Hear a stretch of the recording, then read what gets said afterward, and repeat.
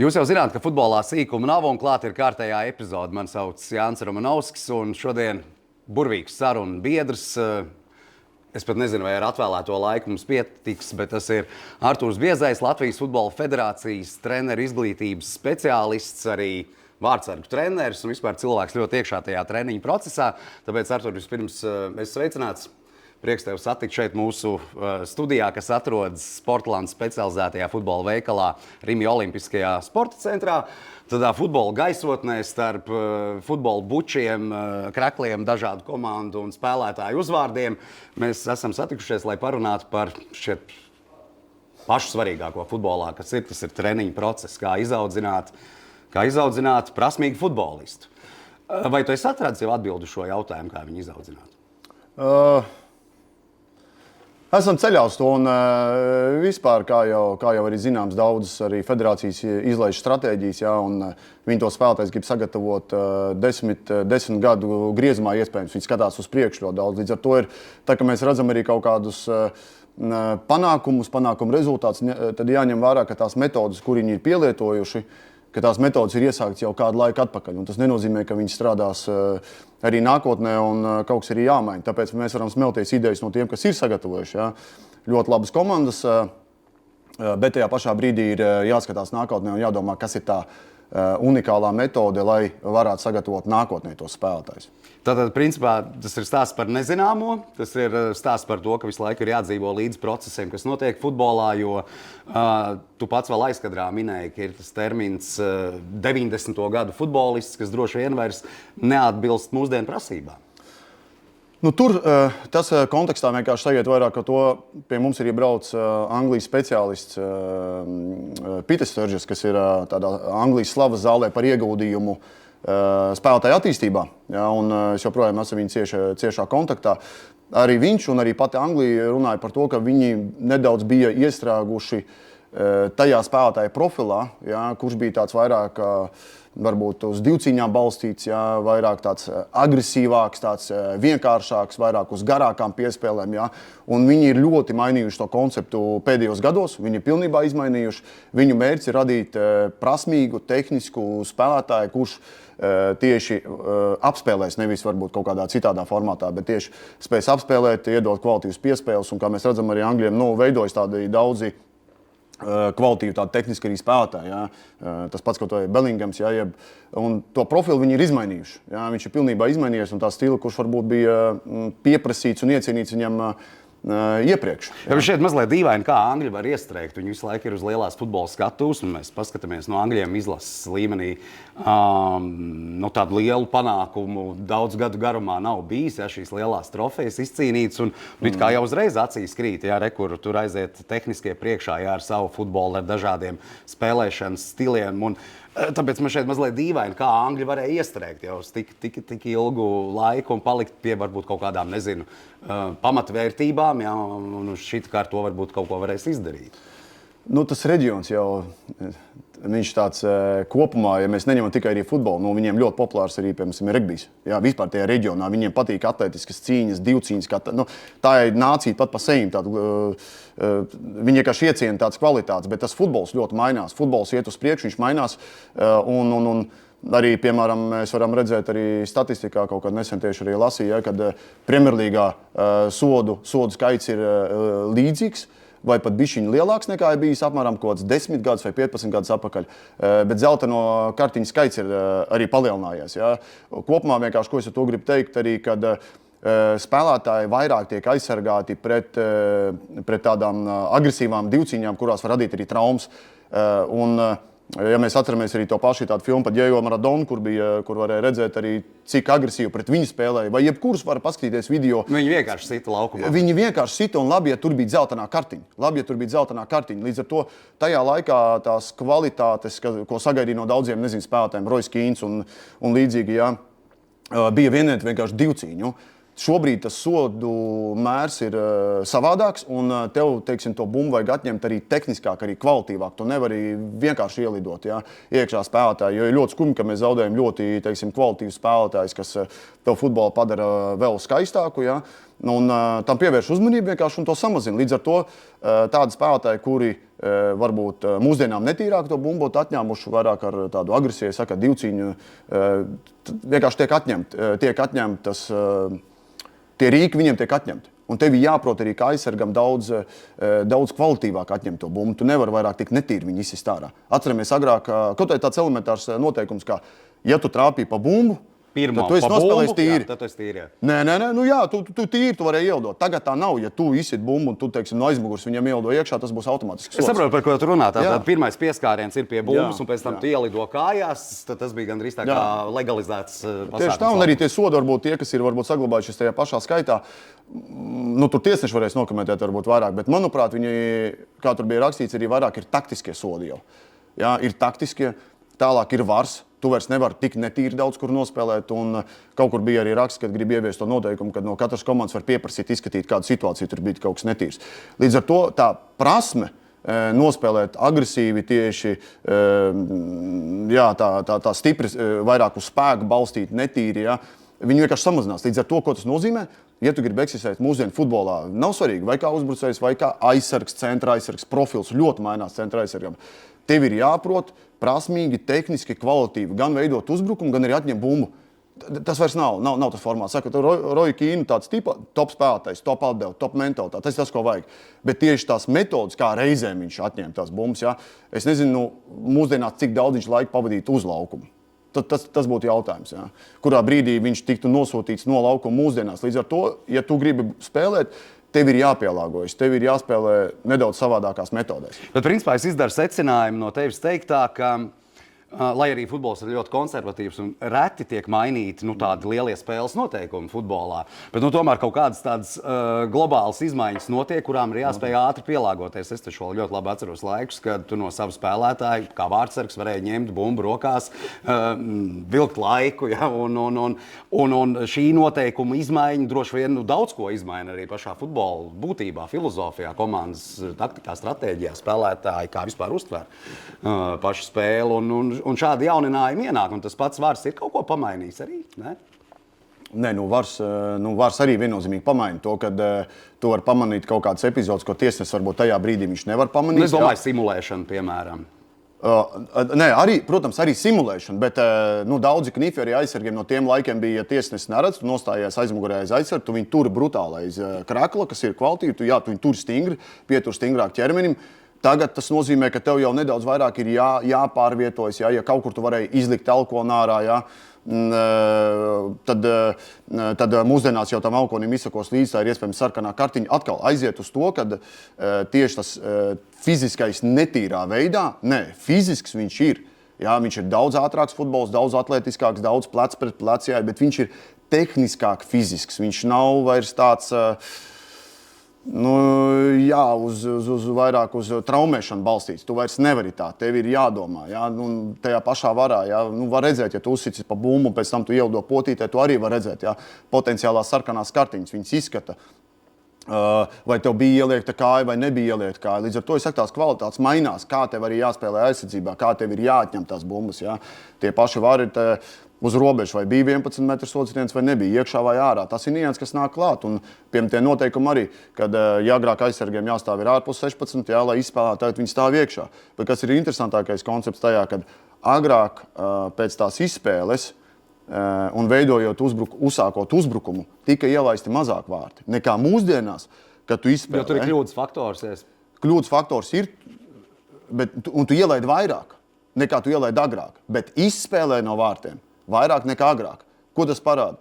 Kad arī treneru pieeja un treneru domāšana mainās. Tagad ne tikai vienmēr tevi kā treneru novērtē par rezultātu, bet arī par tavējo spēles stilu, ko tu sniedz. Tas nozīmē pat nesoties to, ka tu izspēlē un tu ielaidi vairāk. Daudz treneri vienalga turpina izspēlēt, veidot uzbrukumu no aizsardzības, un ja vairāk tu turpini izspēlēt, atkal kā centra aizsargi, viņu profils mainās. Viņiem ir jāprot veidot uzbrukums. Jā, tagad jūs paskatieties, kāda centra aizsardzība daudz kur eksistē. Jā. Nav, teiksim, divi tādi obligāti spēka un tādi spēka lielie centra aizsardzība, kas uzvar. Parasti jau veidojas tāda kombinācija. Viens tāds var būt aizsardzības tipāžs, viens ir vairāk uzbrukošs tipā.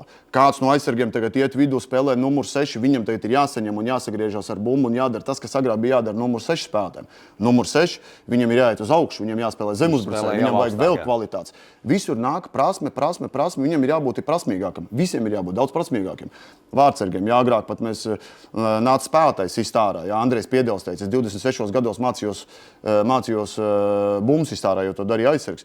Tas viss mainās, profils mainās, ir jāiet līdzi, un pats svarīgākais ir jāskatās nevis, kas ir šodienā vajadzīgs. Ja mēs redzam, ka no pagātnes uz šodienu spēlētāji prasmes tieši tehniskās, kā piespēlēt, kā apstrādāt bumbu, kā darboties ar bumbu, nevis garās piespēles, bet vidējas īsas, kā apspēlēt. Ja jau šodien mēs redzam, ka tas iet uz augšu prasības, tad, ja mēs gatavojam šodienā spēlētāji, tad iedomājieties, kas ir nākotnē, kādas prasības. Ja? Kādas prasības ir spēlētājiem. Un te es tagad nonāku pie tāda sava secinājuma par visu, ko tu līdz šim esi izstāstījis mūsu sarunu ciklā Futbolā sīkuma nav, ka ir taču kāds, kurš pirmais kaut ko izdomā, es domāju, tieši no treneriem, vai pamana, vai es pat nezinu, pamaina šajā spēles organizācijā, stilā. Un tas viss taču notiek kaut kur paralēli, kaut kur strauji. Kāds ir pirmais, kurš ievieš kaut ko? Kā vispār treneris strādā? Kā viņam ir jāatrod labākais, ko dara citi, vai viņam ir varbūt pat jāstrādā mazliet kā, nezinu, zinātnē un pašam ir jāveic kaut kādi eksperimenti jā, kāds treneru darbs? Vispār treneru darbs viņš ir ļoti plašs. Jo mums ir jāņem vērā, ka treneris tas ir sākot no U4, varbūt, kur jau tu ej uz bērndārzu un tu bērnam dāvini mīlestību pret futbolu, ja, un lai viņš nāk futbolā, mīl bumbu, lai viņš iemīl šo sporta veidu. Ja. Līdz pat profesionālajiem, ja, augstākiem līmenim, kur tu izdomā visādus knifus, kur tu analizē pretinieku, tu meklē viņa vājās vietas, un tu mēģini to izmantot, tu mēģini spēlēt uz tiem atkal nosīt vājākajiem spēlētājiem, ja, vai viņš uzsāk uzbrukumu, vai tieši tur tu veido spēlētāju pārsvaru. Ja.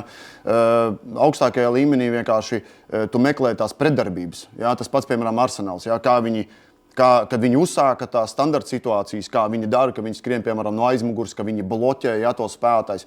Vajadzēja laiku, lai tam adaptēties. Tagad viņi savā ziņā nedaudz varbūt ir atkosti, ja, kādas pretdarbības veikt.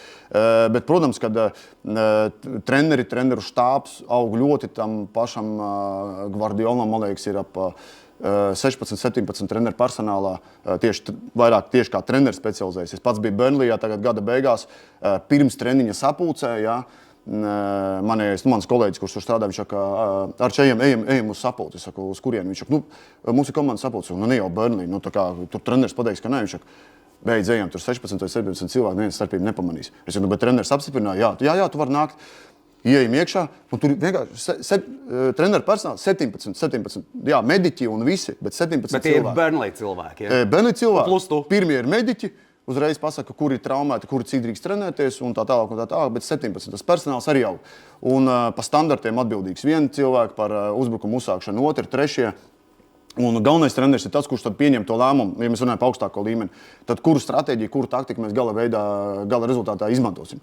Tam pašam Ancelotti jautāja, kā tu spēj saglabāt kvalitātes. Viņš teica, ka es laiku cenšos, lai man ir kāds jauns treneru štābā, lai man ir visu laiku kādi jaunie treneri. Jo viņi nāk ar jaunām idejām, ar jaunu enerģiju, un tad es skatos, kā viņi, teiksim, pielāgo tām mūsdienām. Un es vairāk gribēju saprast, ja, piemēram, mainās šī pati, šobrīd mēs novērojam mūsdienu futbolā, klubu izlašu līmenī, šī izspēles kārtība no vārtiem, ja, kad spēlētāji pie vārtsarga tiek saņemta īsā piespēle un tādā veidā uzsākts uzbrukums, veidot uzbrukumu.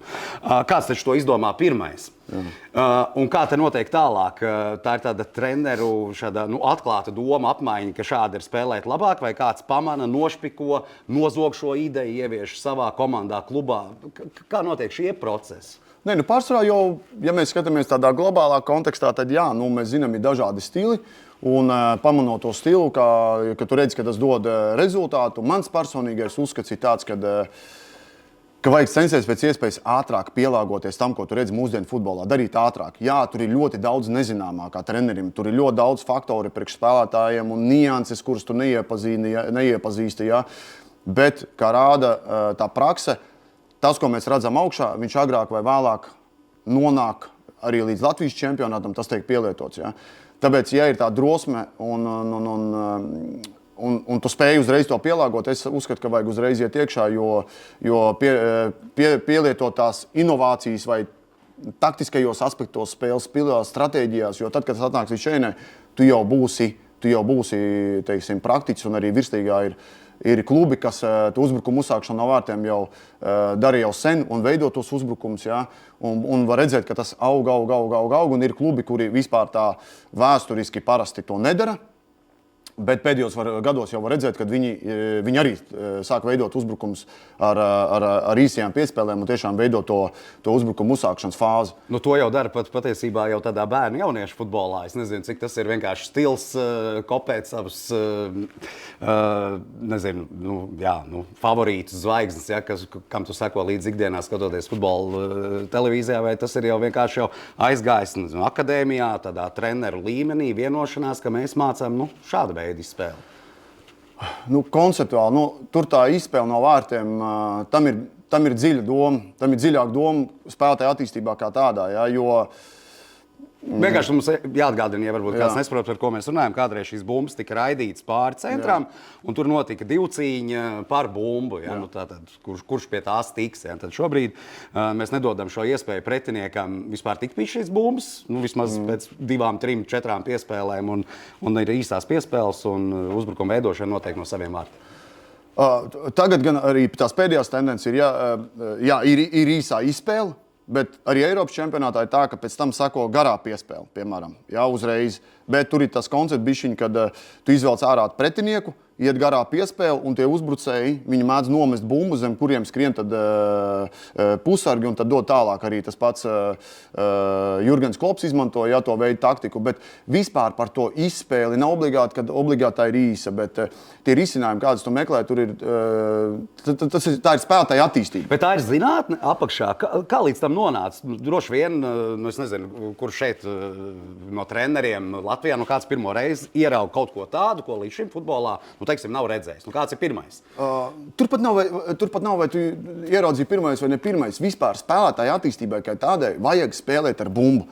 Un nevajag spēlēt vienkāršo futbolu ar garo piespēli, īpaši bērnu turnīros. Dažreiz var redzēt, kad vai vārtseks, viņam ir kvalitīva gara piespēle vai kaut kādām aizsargiem, un dod garo bumbu, un tu panāksi rezultātu. Un tu panāksi rezultātu, un pēc tam tur ir bilde, U8 ieliek tur bildi, es esmu vinnējis tur 13-0, to. Vai, piemēram, pie 1-1 rezultāta, kur konsekventi treneris pieprasa arī šajā bērnu jauniešu futbolā spēlēt šādā veidā. Protams, ka tu bieži kļūdīsies, un tad mēs dzirdam pārmetumus no vecākiem malām, kāpēc mēs to darām, ja mēs būtu uzvarējuši, nezinu, vai nospēlējuši neizšķirtā, ja vien mēs būtu šo bumbu situši raidījuši prom, jo ir rīt spēles pēdējās minūtes, un tādā kļūdas faktors ir liels, īpaši tādā agrā vecumā. Nē, tur ir liels, bet atkal ir jāsaprot, tev ir jāmāca izsist garu piespēli. Tu vari arī iemācīties no 21 gada mierīgi to atstrādāt tieši tehniski, kā to izdarīt, cik garu iedot to piespēli, kā kvalitīvi iedot.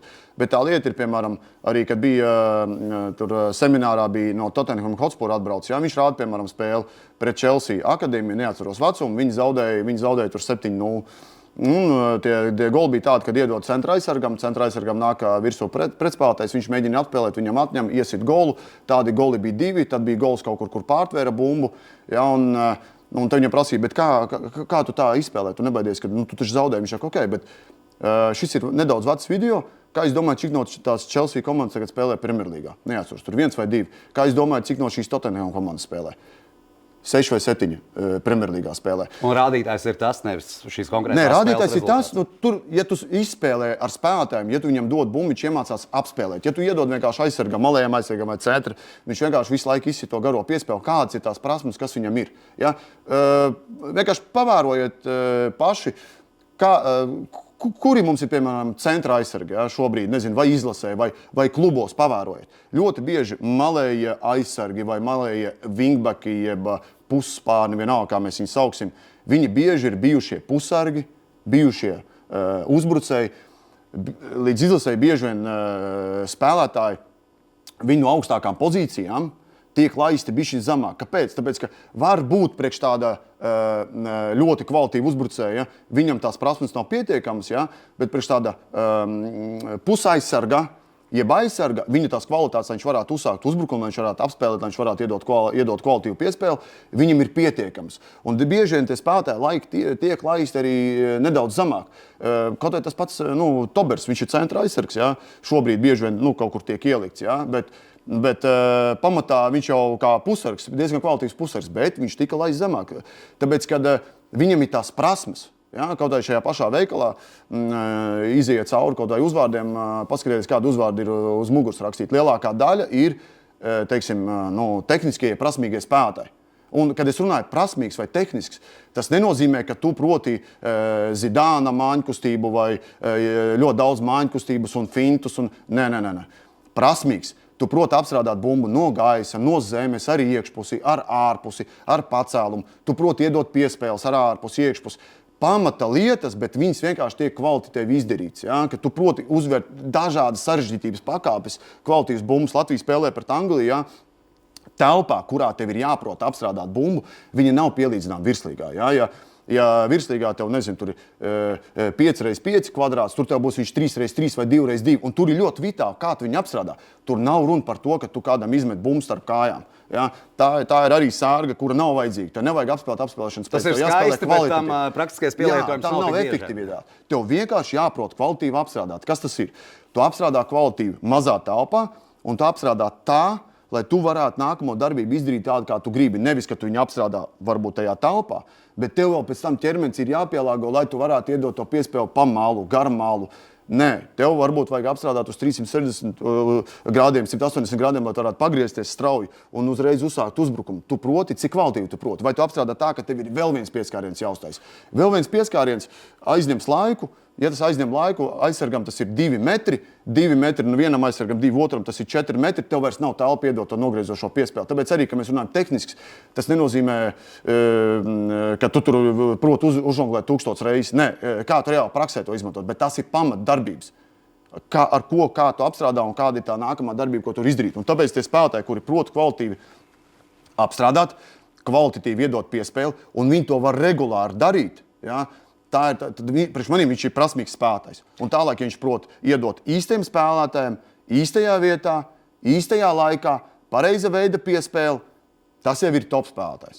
Prasmīgie spēlētāji, es tagad tā mēģinu sakopot visu, ko tu stāstīji. Protams, ka netiek audzināti nedz nacionālajās izlasēs, nedz nonākot jau spēlējot virslīgā. Par prasmīgu futbolistu kļūst no zināma vecuma, un tad ej cauri šim, neteiksim skarbajam, bet rutīnas pilnajam un prieka pilnajam laikam, ko sauc par bērnību, jaunību futbolā. Tātad arī šeit mēs pieskaramies šai svarīgajai tēmai, trenera loma. Jā. Man ir jautājums. Tu minēji, ka lielajā futbolā mēs redzam tādus ļoti talantīgus, daudzpusīgus spēlētājus, kas ir paņēmuši varbūt kaut ko no citas pozīcijas, tajā spēlējot agrāk un pielāgojuši savā pozīcijā, un tad mēs redzam rezultātu. Par rotāciju bērnu jauniešu futbolā. Cik ātri vajadzētu nodefinēties? Es esmu vai būšu aizsargs vai treneris, mani ierauga aizsargu vai uzbrucēju. Tas ir kaut kādas fiziskās auguma īpašības vai kaut kādas prasmes darbībās ar bumbu. Tavuprāt, cik ilgi vajadzētu pamēģināt varbūt visas pozīcijas? Nē, tur ir arī dziļi jāskatās.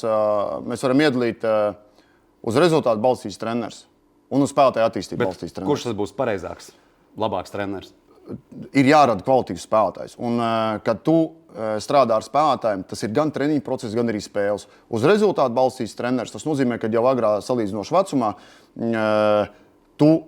spēles laiks nebūs līdzvērtīgs. Jā, tu dos tikai kvalitīvākiem lielu spēles laiku. Līderiem tu gribi panākt vienkārši, tu gribi panākt rezultātu. Jā, līdz ar to tu neļauj jaukt pārējiem spēlētājiem līdzi. Tālāk varbūt, ja viņš ir labs uzbrukumā, tu viņu liec tikai uzbrukumā. Ja viņam ir labs tālstiens, tu bļauj, lai viņš sit tālsitienu, kas ir reāli praksa, ko var redzēt arī daudzos turnīros. Ja tu esi uz attīstību balstīts, spēles laiks būs līdzīgāks daudziem spēlētājiem, tu nebaidīsies rotēt spēlētājs, tu liksi kaut kādus spēlētājus, ieliksi arī vārtos, parotēs, lai viņš apgūst tās prasmes dažādas. Ja? Vienkārši komanda būs vispusīgāka un tā nebūs specializācija. Specializācija tā arī ir, ka tu vienu spēlētāju ļoti agri ieliec vienā vietā un tu uz viņu spēlē. Un uz viņu tu gūst arī rezultātu. Ir svarīgi kā trenerim pamanīt tās prasmes spēlētāji, kas ir tas, ko viņš sniedz. Vai, piemēram, viņš U15 vecumā iesiet daudz golus, tāpēc, ka viņš ir vienkārši ātrs, viņš ir stiprs, liels, spēcīgs, uz kā rēķinu viņš iesit. Vai viņam ir laba laika sajūta, kurā brīdī ieskriet, kurā telpā ieskriet, kā tieši izvēlēties taktisko, tehnisko risinājumu tajā brīdī. Vai vienkārši viņš prot nomest visus spēlētājus nost un iesiet golu. Tieši tas pats pa aizsargiem. Kas ir tās kvalitātes, ko viņš sniedz? Un vai tās kvalitātes būs nākotnē? Te var runāt tieši tas pats, kas daudz izlasējas A izlase un B izlase, ja? Kad vieni ir tie, kas akcelerāti, viņi ļoti ātri izaug, ja? Un bieži vien tas sarežģītākais tas, ka tas rezultāts, kā viņi panāk to rezultātu, ir tieši fiziskās īpašības, tieši fiziskās. Bet tiem, teiksim, B izlasēji, viņiem nekas cits kā sniegt kvalitatīvu, teiksim, spēli, nekas cits neatliek. Ja? Tā pati Beļģija, manuprāt, tur bija, kad 7 vai pat 6 spēlētāji no tiem, kas piedalās Eiropas čempionāta pamatsastāvā, ir B izlase, kas tajā brīdī viņi vienkārši nebija pietiekami izauguši. Ja? Un tā ir tā trenera māksla pamanīt, ka tas ir kvalitīvs spēlētājs, kas nākotnē nesīs rezultātu. Ja? Nevis pamanīt, ka vienkārši, kur viņš atrāvās no visiem uz 5 metriem. Ja? Tāpēc, ka tas ir fiziskais. Ar laika gaitā pārējie spēlētāji kļūst kvalitatīvāk, tehniskāk, taktiskāk, un tu savus fiziskos parametrus vai pārsvaru iespējams nemaz nevarēs vairāk izmantot. Klausies, bet tā ir baigā trenera atbildība, jo patiesībā no šīs izdara secinājumu, ka tas jau nenozīmē, ka šis fiziski attīstītais labais uzbrucējs, kurš gūs daudz vārdus pateicoties savām fiziskajām īpašībām, nevarētu vēlāk kļūt arī par prasmīgu spēlētāju. Protams. Jo it kā darot labu un varbūt viņu šajā konkrētajā pozīcijā iespēlējot un ilgāk turot laukumā, nedodot viņam iespēju ieraudzīt futbolu no kādas citas laukuma puses, malas vai pozīcijas, tu viņam sabojā iespēju kļūt par šo prasmīgo futbolistu. Ir jāvēro. Tur ir vajadzīga trenera kompetence vērot to spēlētāju un redzēt tās prasmes, kuras viņš sniedz. Gutkovskis, viņš jau ir tāds liels, spēcīgs, atletisks uzbrucējs, bet viņš ir arī pietiekami tehnisks un pietiekami gudrs, kompetents. Viņš zina, kad uzsist, kad apspēlēt, kad iedot piespēli, kā sist, kur sist. Līdz ar to nav tā, kad ir fizikām kvalitātēm uzreiz mēs norakstām to uzbrucēju. Nē, viennozīmīgi nē. Bet viņš ir tas apvienojums, ka viņš spēj to sniegt. Ja? Tas pats Van Dijks, ja mēs paņemam, ja? Viņš no vienas puses mēs varētu pateikt, viņš ir tāds klasisks, spēcīga tipāža centra aizsargs. Bet viņam ir ļoti labas kvalitātes, kā uzsākt uzbrukumu. Piemēram, viņš var iedot garo piespēli. Piemēram, viņš uzbrukumu uzsāk Liverpoolē, viņš uzsāk. Kāpēc? Tāpēc, ka viņš var iedot arī no vietas ļoti kvalitīvu garo piespēli aiz galvām, ko neviens negaida. Viņš var iedot arī īsu piespēli. Tajā pašā laikā viņš ir atletisks un diezgan arī gudrs. Līdz ar to nav obligāti tā, ka ja viņš ir fiziski uzreiz nē, bet kas ir tās kvalitātes vēl, kas tev nāk klāt, ko tu spēj sniegt. Kā es saku, tas futbola intelekts ir jāskatās, vai viņš saprot, kurā brīdī ieskriet, kā ieskriet. Ja? Un trenerim ir jāapmāca, kad mēs runājam spēlētāju centrāta pieeja, tad trenerim ir jāapmāca atbilstoši tavām prasmēm, kas ir tas, kā tev ir jāapmāca, kas ir tas, kas tev ir jāmeklē. Piemēram, mēs paņemam Bruno Mēlu, viņš ir nedaudz savādāk tipāži, spēlētājs. Bet tev ir jāapmāca, piemēram, katrs spēlētājs, katrs aizsargs.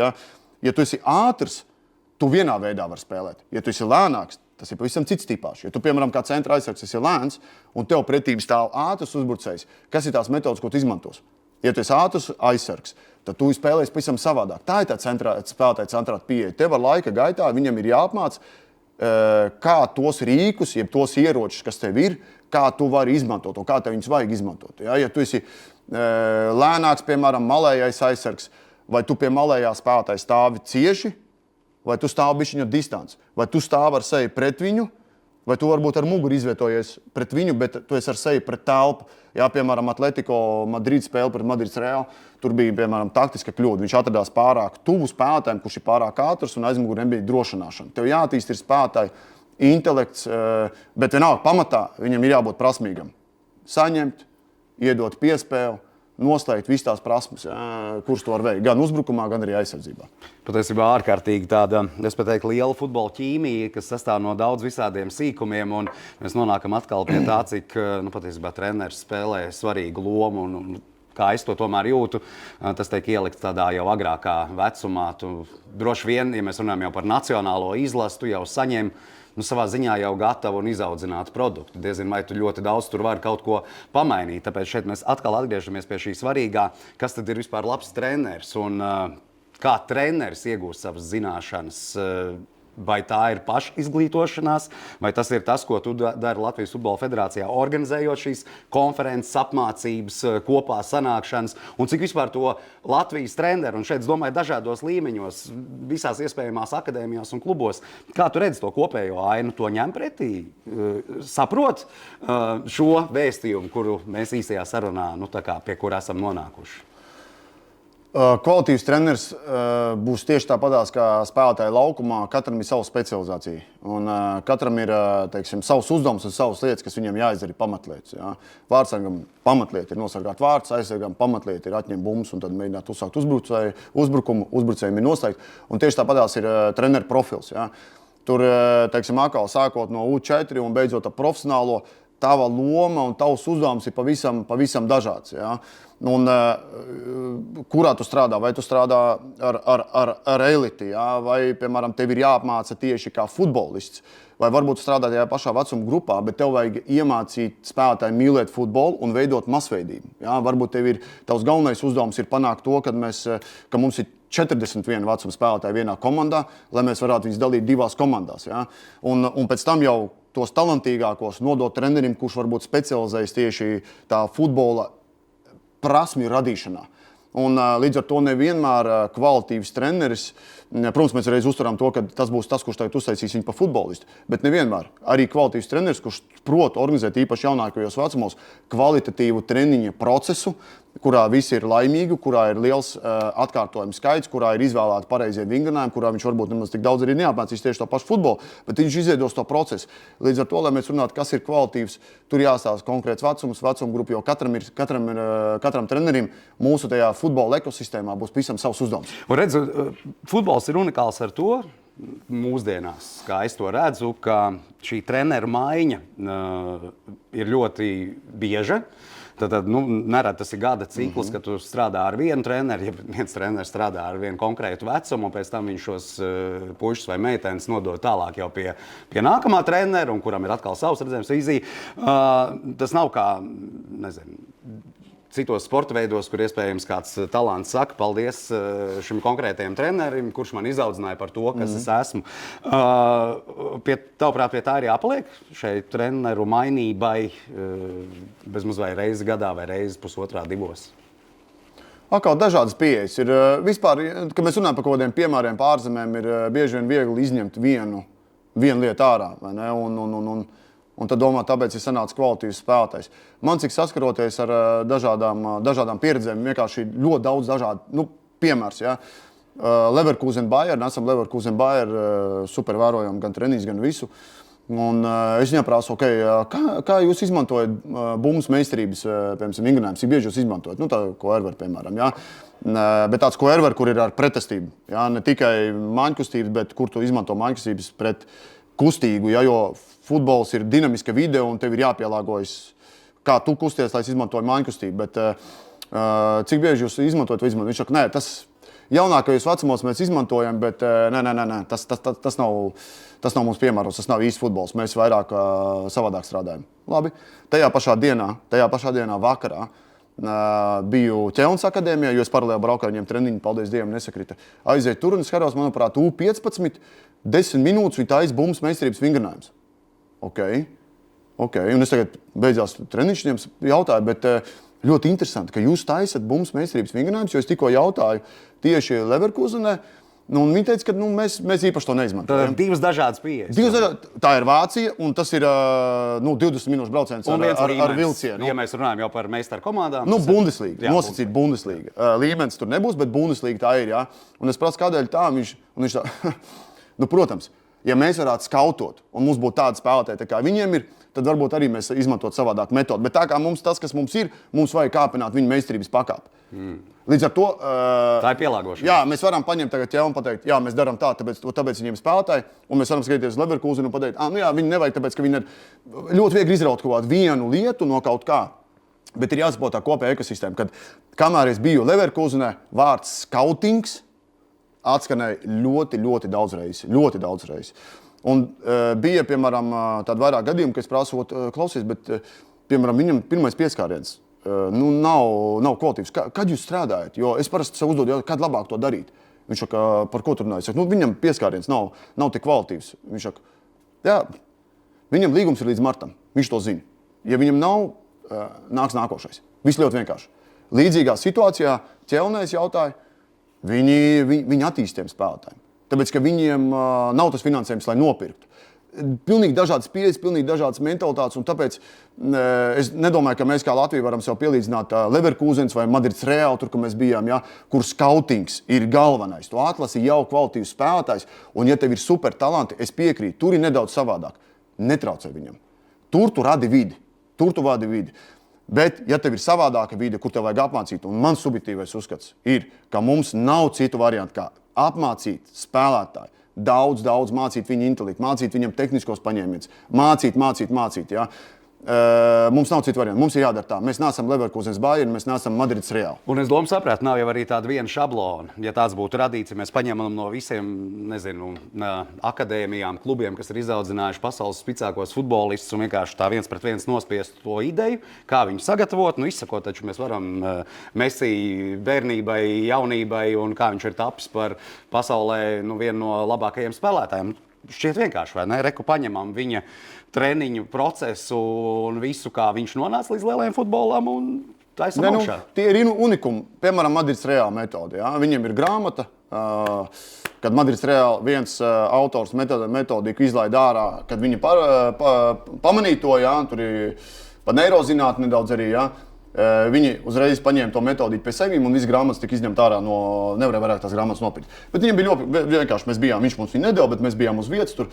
Viņam saucās, neatceros, cik tur ir grāmatiņa, futbola problēmas. Ja? Un tu atšķir grāmatiņu un tur ir, piemēram, 198 problēma. Bet viņa tā metodika kāda ir? Madrids Real. Viņi uzspēlē, teiksim, uz bumbas kontroli balstīts, uztājas vingrinājums, kas ir ball possession, jeb tā saucamais kvadrāts, kas, ja tu viņu pa daudz dari, viņš tev traucēs, bet 3 pieejas. Viņi uztais spēli mazos sastāvos, bet tur ir virziens, kur ir jāuzbruk visādas nianses, ir sazīmētas zonas, un viņiem ir 3 piegājieni. Pirmajā piegājienā tev kā spēlētājiem pasaka, ok, kas jums jāizdara, jums no šejienes tā bumba jānogādē lūgtajos vārtiņos. Viss aiziet. Viņi iet, viņi mēģina risināt. Tas, ko viņi saka, viņiem jārisina. Tie uzdevumi jārisina kaut kādu sarežģījumu futbolā. Viņi risina. Pēc pirmā piegājiena, kad nonāk nos, treneris jautā, ok, ko jūs pamanījāt? Kā tu domā, kur ir sarežģījums? Viņš klausās un viņš saka, ok, kādu risinājumu jūs varētu atrast. Viņš pasaka, kādu risinājumu. Viņš saka, ok, pamēģiniet. Otrajā piegājienā tu mēģini atrisināt to. Treneris neiejaucās, tikai ar jautājumiem. Un tad viņš vēro, vai tu otrajā atrisināji. Ja tu neatrisināji, tad piegājienā starp otro un trešo treneris jau drīkst nedaudz ielikt iekšā. Ja, un tad viņš skatās, vai jūs atrisinājāt to situāciju. Ja. Bet atkal ir ļoti viegli paņemt no Madrids jautājumu, pateikt, super metodika, tāpēc Madridē ir tie spēlētāji. Nē. Tur ir skautings, tur nāk jau augstākā līmeņa spēlētāji. Mēs nevaram atļauties tikai tādu metodiku. Ļoti nepareizi pieņemts koncepts ir treneriem ļoti bieži, kad let the game be the teacher. Tas nav tā, ka tu vienkārši iemet bumbu un tagad kaut kas notiks un kļūst labs spēlētājs. Nē. Mums ir jāapmāca spēlētājs, jāstāsta detaļas, kur dot piespēli, kad dot piespēli, kam dot piespēli, kā dot labāk piespēli. Un pats svarīgākais ir, kāpēc. Tev ir jāattīst tas intelekts un sapratni par futbolu, un mums tajā ir ļoti daudz jāieguldās tieši apmācot tos spēlētājus līdz pat sīkākai detalizācijai. Nevar vienkārši iemest bumbu kaut ko.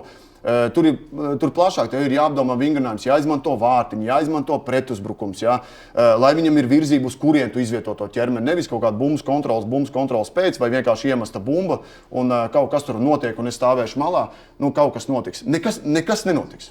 Nekas nenotiks. Kā Andrejs Karpovs, nezinu, man pat ir jādomā 20 gadu atpakaļ.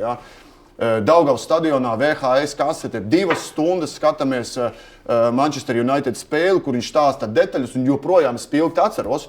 Viņš stāstīja spēlētājiem, viņš teica, ka tur bija gaisa divcīņi, un viņš teica, skaties, tas uzbrucējs jau skrien, nevis sākumā. Tas, kurš uzvar gaisa divcīņu, paturpina bumbu, un tad tu skrien, bet viņš jau skrien. Es joprojām atceros 2 stundas. Un spēles lasīšana. Ja? Spēles lasīšana. Un tieši tā izpratne par spēli, kāpēc, nevis vienkārši, ko tu dari, kāpēc. Tev jārada spēlētājā sapratni par tām darbībām, par to, kas notiek laukumā, kā, kur, kāpēc, un vēl jau vairāk, kā es teicu, atkal, ir vispār pieņemtā praksē, bet vēl tev sīkāk ir jāpastāst viņam, kāpēc tieši tev tas ir jādara. Tāpēc, ka tu esi tāds, tu esi garāks, īsāks, tev šīs ir tavas kvalitātes, uz ko tev vajadzētu iziet ārā. Tev ir šāda darbība, šāda. Jāapmāca spēlētājs lielā kvantitātē. Un ko tev vajag apmācīt? Tev vajag apmācīt spēlētāju prasmes. Kvalitīvs treneris, ir ļoti viegli pamanīt, tehniski iedot kvalitīvāku piespēli. Tas ir vispārīga apmācība. Lai tu būtu kvalitīvs treneris, ir viena lieta. Tad, cik daudz prasmes tu proti apmācīt? Ja? Man vajadzētu paklausīties, ja? Cik prasmes tu māci. Vai tu māci viņam, piemēram, laicīgumu? Kurā brīdī?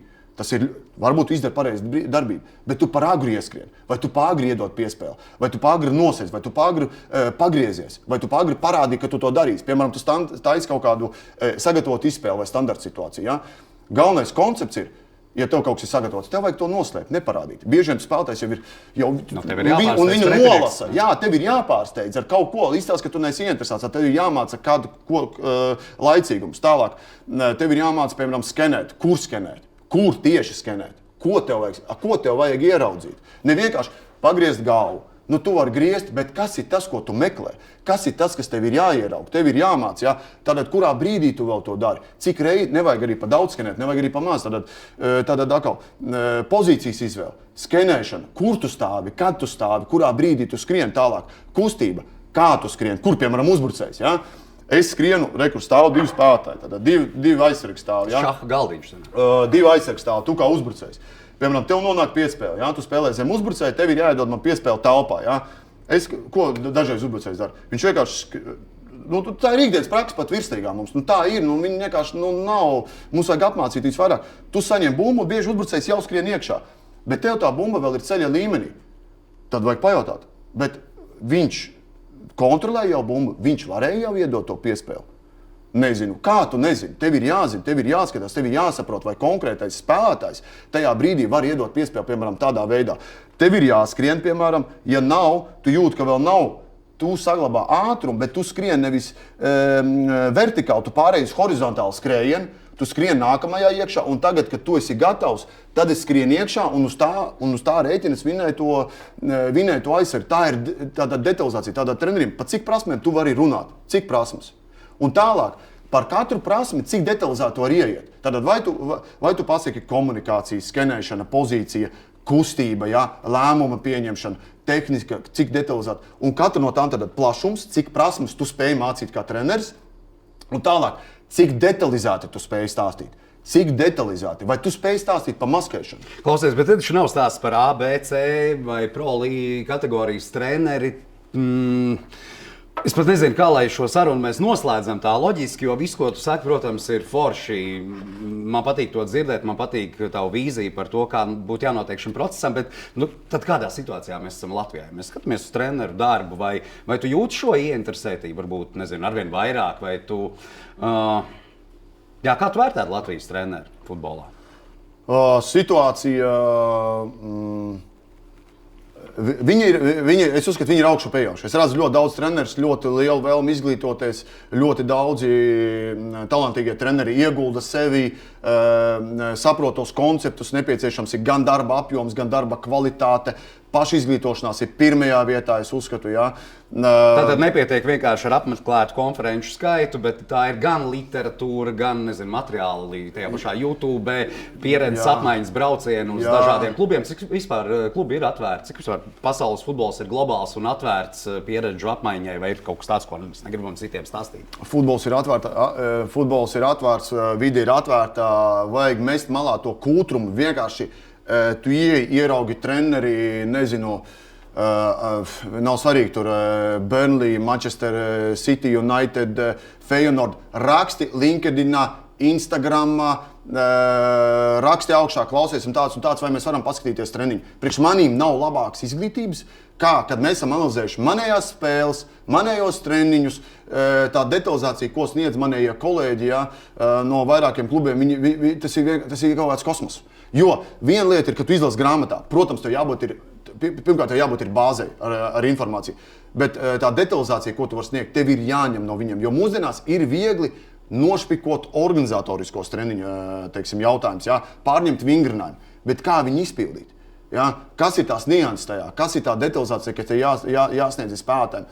Tur slēpjas tas viss spēks. Ir jāapmāca spēlētāji, ir ļoti daudz jāieguldās, un mums ir ļoti daudz jāņem no kolēģiem, jāprasa, jāiet, kā es saku, ir jāraksta iekšā lietas, jādalās arī savā starpā, jābūt atvērtākiem. Un tā kā treneris Popkovs teica vienā no, es jums novēlu kā trenerim vienmēr atrast vēl vienu treneri, ar kur jūs varat kārtīgi pastrīdēties par kādu lietu. Jo pozitīvajā ziņā, tad jūs ejat līdz kaulam kaut kādai detaļai. Ja? Bet ir ļoti svarīgi, es uzskatu, atrast to mentoru, kurš ir tajā līmenī. Ja tu gribi būt tur, tad tev ir jāņem no viņa. Kā viens no piemēriem ir, kad mēs vienreiz ielaidām golis, parasti sūtu golis kaut kādiem saviem kolēģiem, 7 sūtu, 4 neatbild nekad, ja? Nu nevis nekad, bet neatbild, jo bija aizņemtajā laikā, un tas ir ok. Bet, piemēram, reāls piemērs, ja? Runājam par centra aizsargiem, un es teicu, 2 aizsargi manā skatījumā nospēlēja nevisai, viens, bija ok. Viņš tāds, priekš manīm tas centrā aizsargs varēja būt more way aggressive, daudz agresīvāks kontaktā. Es saku, ok, vai tu varētu man precīzāk pateikt, jo no 1 līdz 10 es novērtēju 6. Viņš pateica, es personīgi novērtēju viņu darbību 2, maksimums 3. Tas nozīmē, ka es saprotu, ka vajag spēlēt cieši. Viņš saprot, ka vajag spēlēt cieši. Aizsargs saprot, ka vajag spēlēt cieši. Bet cik cieši man trūks nedaudz varbūt tā izpratne, jo es neesmu bijis tur. Ja? Bet tā kā viņš ir tur, tad viņš var pateikt, tas nav pietiekams. Tas nozīmē, ka nākamajā dienā, kad mums ir teorija vai aiznākamajā dienā mēs tiekamies, tad 2 aizsargiem es teiktu, ka viņiem ir jāuzlabo, vienam es uzsit pa plats teikt, good job. Bet nebija labs darbs. Līdz ar to trenerim ir svarīgi zināt prasmes, daudz prasmes, detalizēti viņas zināt, un tad jau saprast to prasību līmeni. Kas ir tā kvalitīva piespēle, kāda viņa izskatās, cik ātrai viņai jābūt. Tev ir jāprasa tā intensitāte, tās detaļas. Ja?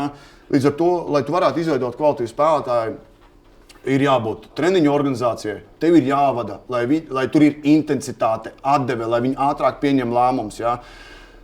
Un tev ir jāapmācā, nebūs let the game be the teacher, es iemetu bumbu, nekas tur nebūs nekas. Super, viens talants izaugs, vienmēr var kaut kur izaugt. Bet pie kvalitīvu treneri būs vairāk tie spēlētāji, un tā nebūs sakritība. Jo viņš ir licis iekšā to bāzi, un kā mēs paskatīsimies, mūsu kā treneri pagātnē ir likuši stundu skaitu, treniņu skaitu, detalizāciju. Jā, mēs salīdzinām jaunie vecie treneri. Jā, jauniem ir ļoti skaisti, daudz inventārs, visi smuki, jā, izskatās ļoti profesionāli un tā, jā, vecāks treneris varbūt mazāk mīcīts, bet tas vecais treneris detalizācija tev ieliks ļoti jaudīgi, viņam ir prasības un viņš zina, ko viņš grib un viņš iemācīs izspēlēt sieniņu, underlaps, overlaps. Tas ir tas, ko es braucot, vēroju treniņus, es pamanīju. Vecai paudzei tas apmācība, prasīgums, detalizācija ir augsta. Jaunajiem atkal modernums, pieeja un tas viss. Un ja mēs varam savienot tās abas prasmes kopā, organizēt kvalitīvu procesu un apmācīt spēlētājus, tad mēs varam diezgan iet uz priekšu. Artūrs Biezais, ar tādu aizrautību es sen neesmu saticis nevienu cilvēku, kurš ir iekšā savā profesionālajā darbībā, un tāpēc es gribētu teikt, ka tu esi cilvēks īstajā vietā. Novēlu tev aizraut vēl vairāk treneru šeit Latvijā, jo mēs jau runājam tikai un vienīgi par to, lai piedzīvotu vēl lielāku Latvijas futbola attīstību un, protams, līdz ar to arī rezultātus, un tas ir tas, uz ko mēs tiecamies. Daudz dažādos posmos šie procesi ir saistīti, un tas nav tāds, teiksim, viens individuāls atrauc no visa lielā kopuma, tāpēc treneri izglītojieties, aizraujot jaunos spēlētājus un dariet viņus par prasmīgiem futbolistiem. Artur, paldies par sarunu un tikšanos kaut kur laukumā droši vien. Tieši tā, tiekamies. Atā.